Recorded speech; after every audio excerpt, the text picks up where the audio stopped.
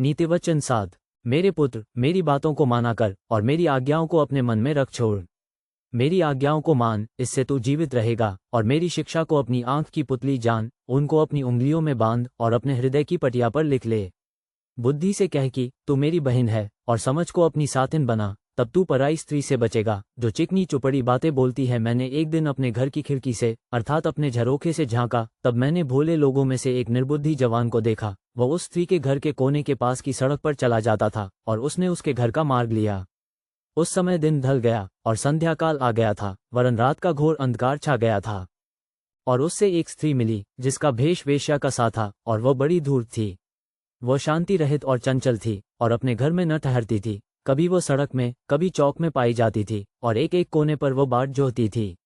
तब उसने उस जवान को पकड़कर चूमा और निर्लजता की चेष्टा करके उससे कहा, मुझे मेलबली चढ़ाने थे और मैंने अपनी मन्नतें आज ही पूरी की हैं। इसी कारण मैं तुझसे भेंट करने को निकली। मैं तेरे दर्शन की खोजी थी, सो अभी पाया है। मैंने अपने पलंग के बिछौने पर मिस्र के बेलबूटे वाले कपड़े बिछाए हैं। मैंने अपने बिछौने पर गंगरिस, अगर और दालचीनी छिड़की है। इसलिए अब चल, हम प्रेम से भोर तक जी बहलाते रहें, हम परस्पर की प्रीति से आनंदित रहें। क्योंकि मेरा पति घर में नहीं है, वह दूर देश को चला गया है। वह चांदी की थैली ले गया है और पूर्णमासी को लौट आएगा। ऐसी ही बातें कह कहकर उसने उसको अपनी प्रबल माया में फंसा लिया और अपनी चिकनी चुपड़ी बातों से उसको अपने वश में कर लिया। वो तुरंत उसके पीछे हो लिया, और जैसे बैल कसाई खाने को, वा जैसे बेड़ी पहने हुए कोई मूर ताड़ ना पाने को जाता है। अंत में उस जवान का कलेजा तीर से बेधा जाएगा। वह उस चिड़िया के समान है जो फंदे की ओर वेग से उड़े और न जानती हो कि उसमें मेरे प्राण जाएंगे। अब हे मेरे पुत्रों, मेरी सुनो और मेरी बातों पर मन लगाओ।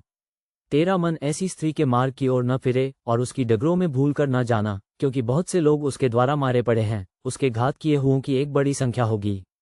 उसका घर अधोलोक का मार्ग है, वो मृत्यु के घर में पहुंचाता है।